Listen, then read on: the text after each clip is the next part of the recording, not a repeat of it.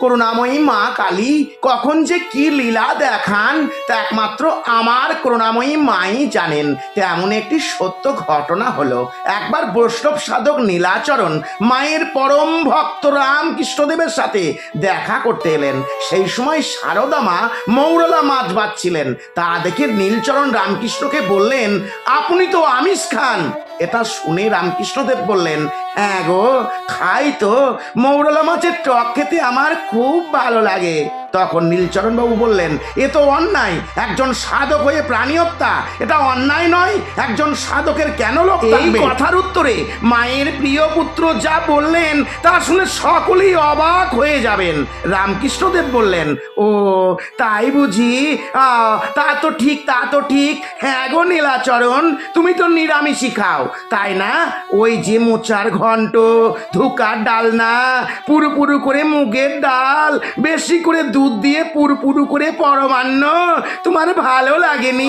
নীলাচরণ বললেন, হ্যাঁ, এগুলি তো আমি ঠাকুরকে ভোগ নিবেদন করে তারপরে খাই, এগুলি শুদ্ধ নিরামিষই।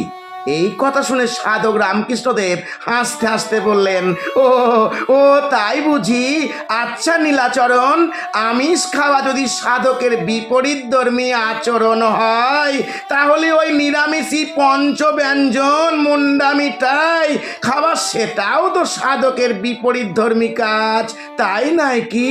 মাছের কাঁটা দেখলে তোমার পরাণ কেঁদে ওঠে, কিন্তু লগলোকে লাউয়ের ডগাটারে কেটে যখন চচ্চড়ি বানাও তখন তোমার বিবেক দংশন করেনি?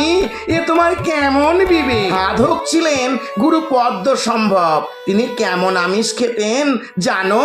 ওই শ্মশানে পচা গলা পড়ে থাকা মাংস, কোনো পাক করা সুষম আহার নয়, ওই পাঁচ মিশলি পঞ্চব্যঞ্জন নয়। এইদিকে রঘুনাথ গোসাই, তিনিও নিরামিষই খেতেন, সিদ্ধ পুরুষ, তবে লোভনীয় নিরামিষি পথ নয়।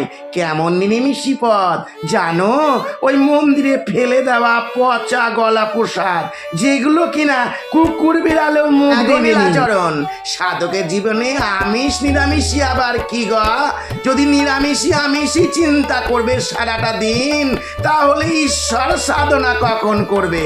বন্ধুরা, আমিষ নিরামিষ খাদ্য বস্তুই বড় কথা নাই, মায়ের প্রতি আমাদের মনের ভক্তিটাই সবচেয়ে বেশি গুরুত্বপূর্ণ। সকলেই বলুন, জয় মা কালী।